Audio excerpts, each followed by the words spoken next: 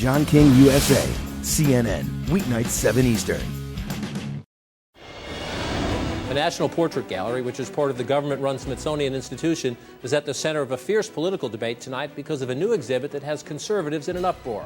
And now that one piece was pulled from the exhibit called Hide-Seek, some in the arts community are outraged too, accusing the museum of caving to political pressure. A debate in a moment, but first a closer look. I visited the exhibit today, largely a collection of portraits celebrating gay subjects or capturing their struggles, either with discrimination or, as we noted a moment ago, in some cases with the pain and stigma of HIV/AIDS. One piece of work, called Fire in My Belly, was abruptly pulled just this week because of its effort to document the pain and suffering of AIDS, included 11 seconds of video showing ants crawling on a crucifix. Here is an image of the crucifix and the ants included in that video. Well, today, the gallery director, Martin Sullivan, said he agreed to remove Fire in My Belly from the exhibit because of complaints, including from the soon-to-be Speaker of the House, John Boehner, and the number 2 House Republican, Eric Cantor. The criticism, which was vigorous and aggressive, came almost entirely from people who had not been able to see either the exhibition or the video, but who read certain accounts of it that got them convinced that this was intentionally a sacrilegious placement of a piece of work. Also, deliberately, in their view, placed so that it might coincide with the Christmas season. That's a misinterpretation in our view. But among those objecting were the man who's about to become the Speaker of the House of Representatives and his number 2, John Boehner, and Eric Cantor. Does that concern you? Well, I think we all realize we're in a new era. There's going to be a lot of federal scrutiny of all spending, congressional scrutiny of public money. Obviously, it's of concern when the incoming leadership singles out one work of art as particularly. Do you think they're wrong? I wish we'd had an opportunity to visit with them or have them see the show.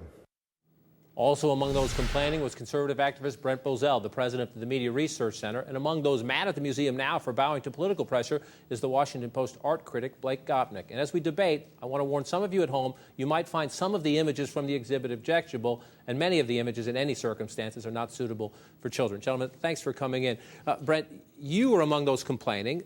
The soon-to-be Speaker got involved. His deputy got involved. Are you satisfied now that this one piece was pulled from the exhibit, or is there more in Hide and Seek that you think is objectionable? No, John, the story is fundamentally inaccurate. It's not about one piece. It's about an entire exhibit full of all sorts of pieces. Look, if you like depictions of sadomasochism, where you have a mummified human remains, if you have a portrait of a man eating himself, if you like homoerotic art, calling it art, all sorts of male genitalia, a portrait of called two brothers kissing, 2 naked men making out, and their brothers.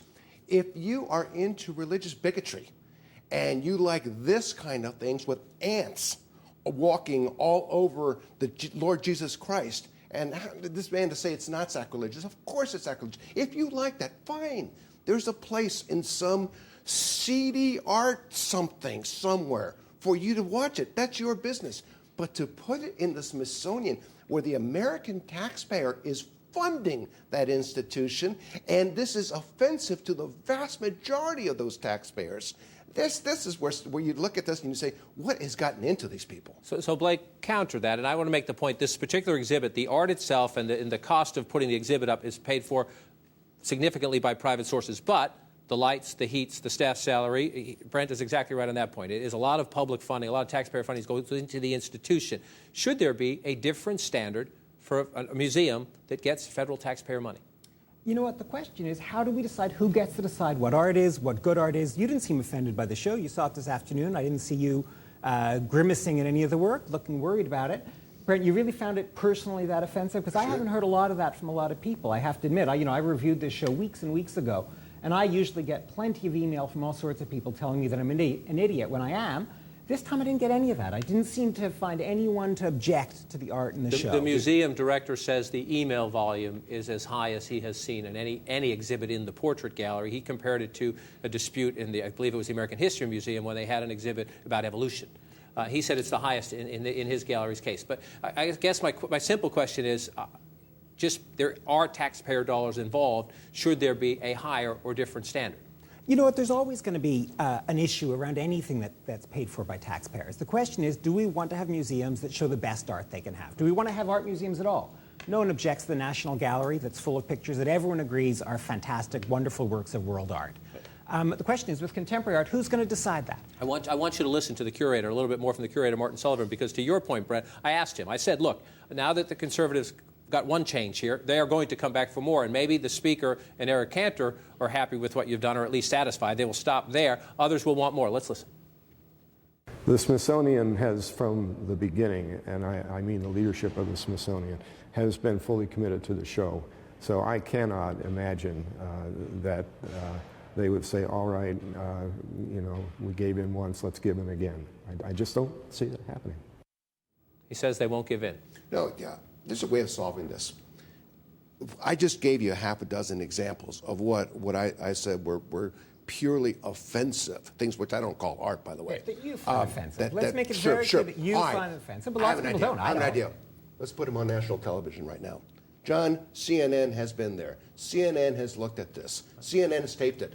Put it on the air right now. We have put some of the images on during the conversation. The ones I just mentioned, put it on the air. That's nothing. That's nothing. Put on the air the ones I just mentioned that are hanging right now. No. We've pixelated the bottom. Take that pixelation. We're not going to do that. Wait a minute. Now, why aren't you going to do it? Because it would be objectionable to some people, and I can't control children, including my own, being in a room, and they should not see that. We can have the bigger debate. To the point of children. You know what November 21st was? Family and Friends Day for Hide Seek. They had a day for children to come to this. Did they force the children to come in? Did they force the parents to bring the children? They invited children to come to that. CNN pixelated it. Wouldn't bring them, right, Brent? CNN pixelated it because it would be offensive to children. And yet, with our tax dollars, we invited children to come. It seems to me that we just have a very different notion about what art should do, maybe. I think that it's good that art is getting you angry. I think it's good that this stuff is proving you. That's why some of this art was done. The brothers kissing is meant to be provocative. It's meant to make you wonder and think about these issues. Then what did the curator of the museum say when he took down the one of Jesus Christ with the ants on it? Wait a minute. Why did he say 11 seconds of Jesus Christ in a piece that has very little to do with Jesus Christ? Why did he say it was not meant to be offensive? You just said it was. Why did he say it wasn't meant to be offensive? I'm not responsible for what he said, I'm afraid. Here's that picture here. Of course it was meant to be offensive. This is a still photo. This is a still photo captured from the video. You find it offensive. How do you know what? Of course it was meant to offend. What you're saying is that you're now an art critic. Of course it is. Come on. We have different so views on Blake, that you're mad at the museum. You think it caved. For taking it down, absolutely. Do you assume now that there will be more pressure? To cave further? Yeah. I assume there'll be pressure. It doesn't mean they should give in to it. I don't think they will. They've been one of the most courageous museums around for the last couple of years. I don't think they'll cave further. I think they made a mistake, and I think they're going to recognize that they made a mistake. Why can't the Mapplethorpe Foundation just put it in a private foundation? What do you want from a Republican-controlled House as a next step? Should they cut off all funding to the Smithsonian? I want to find out, at a time when our country's broke, what in the world are we doing countenancing this kind of thing? I think we need to look at this willy-nilly spending. This is the budget, by the way, $761 million for the Smithsonian. Can't they do a better job than this? Brent, every time someone objects to a work of art in a museum, you say someone should take it out. Let me give you an example here that I think will speak to you directly. There are conservative Protestants, very traditional Protestants, who object to any image of their Savior being represented at all in any context. Object strongly, find it deeply offensive and sacrilegious. Are you saying that all of the great pictures of the 16th century in the National Gallery should be taken down? Is that what you're saying? You can find an extreme example. Of course, you can find that and use that on me. I'm talking about something where the vast, overwhelming majority of the American people, especially you have no way of knowing that. I'm sorry. Are going to say ants crawling on Jesus Christ is offensive. And if you don't understand that, I've got to invite you to come to see the real world. There's the point of that was not to offend anyone. I guarantee you that. The point of that was to actually express, I can give you a really positive reading of that. The point of that was to identify with Christ as a sufferer. Oh, my goodness. I don't with ants crawling all over a body? All right. I'm going to call a quick timeout. Blake, Brent, I appreciate your coming in. I appreciate you debating this, and it's a conversation we can continue. I assume in the debates about the Smithsonian and the continuing debates about this exhibit, it may go on. We'll invite you both back. I appreciate you both for coming in.